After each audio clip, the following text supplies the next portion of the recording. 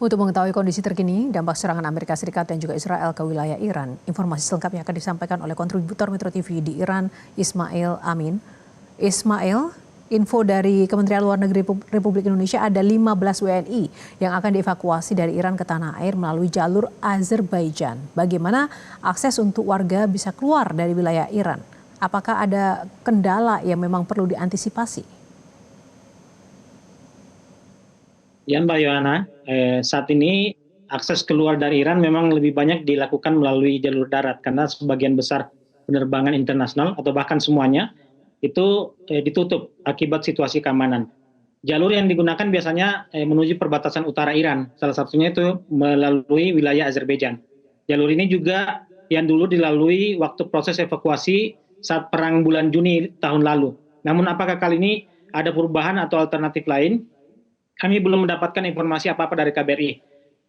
Sementara itu secara umum jalur darat itu masih bisa dilalui, namun tentu saja perjalanan ini memerlukan koordinasi dengan otoritas setempat, serta pengawalan diplomatik, karena beberapa wilayah memang berada dalam kondisi siaga militer. Tantangan yang perlu diantisipasi adalah pemeriksaan keamanan yang lebih ketat, kemungkinan juga penutupan jalan tertentu, sehingga mungkin akan memperlama waktu perjalanan, serta termasuk yang perlu diantisipasi adalah antrian di perbatasan. Pengalaman tahun lalu di perbatasan itu mengalami hambatan, mengalami antrian yang sangat panjang dan butuh waktu yang lama. Karena itu proses evakuasi itu harus dilakukan secara terorganisir oleh kedutaan besar agar perjalanan warga bisa lebih aman. Anda sendiri saat ini berada di mana dan seperti apa situasi di sekitar Anda, Bung Ismail, dan kondisi terkini WNI di sana yang dapat Anda pantau seperti apa? Ya Mbak Yohana, sejauh ini sebagian besar WNI ini dilaporkan dalam kondisi aman. Belum ada laporan yang menyebutkan ada dari WNI kita yang terdampak serangan.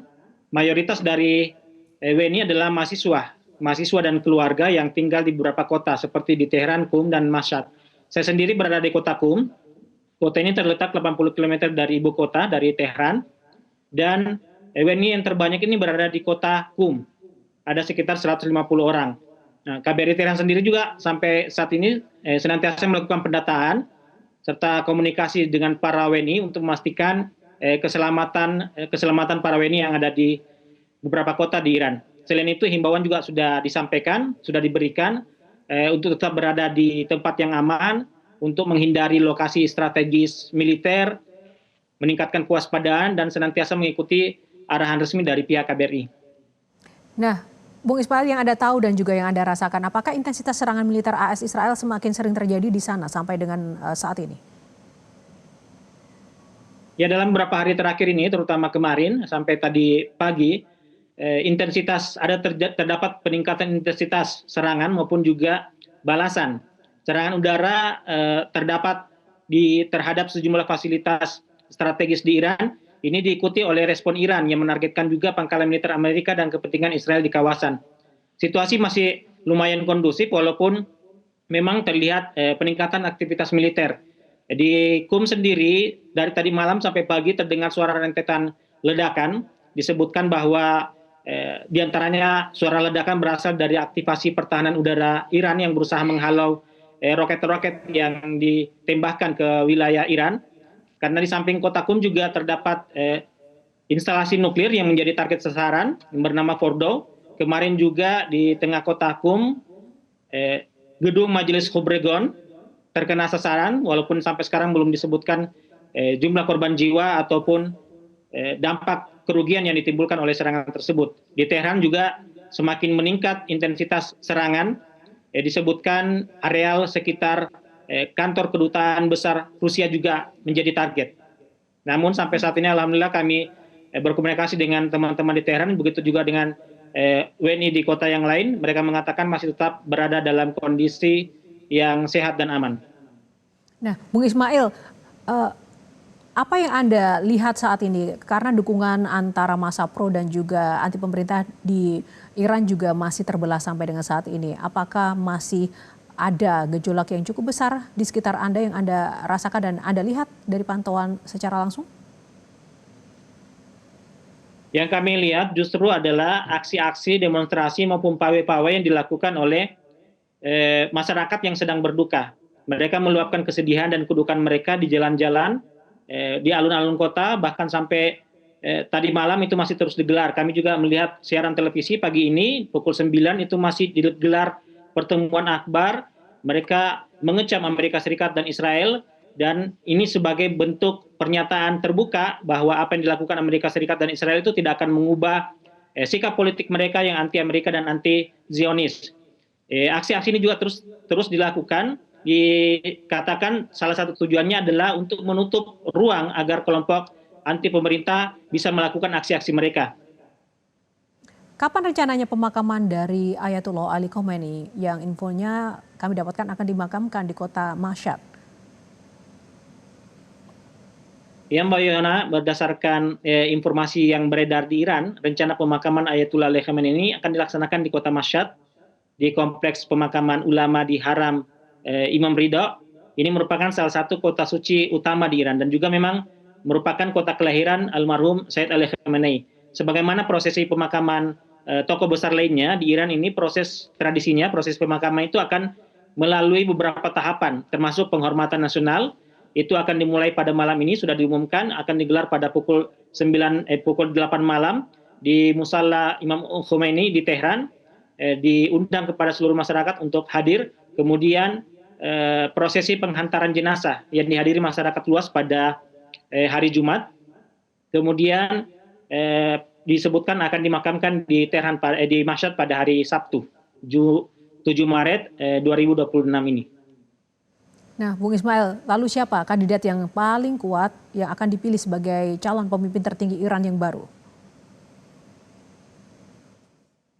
Ya, secara konstitusional pemilihan tertinggi Iran memang merupakan kewenangan dari Majelis Kobregon. Sampai saat ini belum ada keterangan resmi terkait siapa yang terpilih. Adapun berita yang banyak beredar bahwa Sayyid Mujtaba Khamenei, putra Ayatullah Khamenei ini telah terpilih. Ini adalah berita yang tidak bisa dikonfirmasi, sebab sampai detik ini kami senantiasa juga terus memantau tayangan televisi sebagai sumber media resmi di Iran. Itu disebutkan belum ada informasi dan pengumuman dari Majelis Kobregon. Jadi Majelis Kobregon sampai saat ini masih melakukan pertemuan-pertemuan dan belum mengeluarkan pengumuman resmi apa-apa. Biasanya proses ini melalui mekanisme internal Majelis Kobregon dan bisa saja memerlukan waktu yang cukup lama untuk kemudian tercapai konsensus. Mengenai siapa kandidat, saya sama sekali tidak mendengarkan itu menjadi pembicaraan publik. Masyarakat Iran masih fokus pada kegiatan-kegiatan aktivitas mengenang syahidnya pemimpin tertinggi mereka dengan menggelar pawai, pertemuan akbar, dan juga majelis-majelis doa yang mereka gelar di masjid-masjid. Sementara pemerintah dan militer itu lebih fokus pada upaya tetap menjaga stabilitas, menjaga keamanan, terutama dalam mengatasi agresi operasi gabungan dari Amerika Serikat dan Israel. Nah, Bung Ismail, Israel menyatakan bahwa telah melakukan serangan terhadap titik di mana para dewan pakar dan majelis itu berkumpul untuk menentukan pemimpin tertinggi. Apakah Anda mendengar terkait dengan update informasi ini? Ya, salah satu gedung yang diserang kemarin di Kota Qum adalah gedung Majelis Kobregon ini. Majelis Kobregon ini yang kemudian melakukan persidangan. Namun informasi sementara disebutkan bahwa pada saat gedung ini diserang, di situ sedang tidak digelar persidangan, sehingga anggota majelis ini disebutkan masih dalam kondisi selamat. Dan belum ada laporan terbaru terkait kondisi mereka.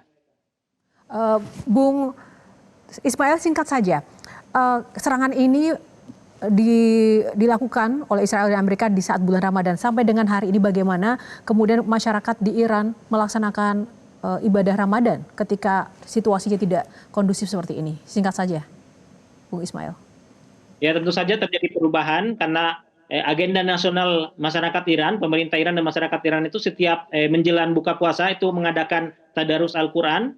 Namun kali ini karena adanya situasi seperti ini itu tidak digelar, namun berganti dengan menjadi majelis-majelis duka. Mereka senantiasa sampai malam mereka menggelar secara umum pembatasan tidak dilakukan karena masyarakat masih tetap dibiarkan untuk beraktivitas di luar rumah, terutama mengeluapkan rasa sedih dan kedukaan mereka. Baik, terima kasih Bung Ismail untuk informasi dan laporannya langsung dari Iran bersama Metro hari ini. Salam sehat selalu, jaga kondisi dan keselamatan di sana. Kita akan update lagi nanti dengan Anda dari Iran. Terima kasih. Jelajahi cara baru mendapatkan informasi. Download Metro TV Extend sekarang.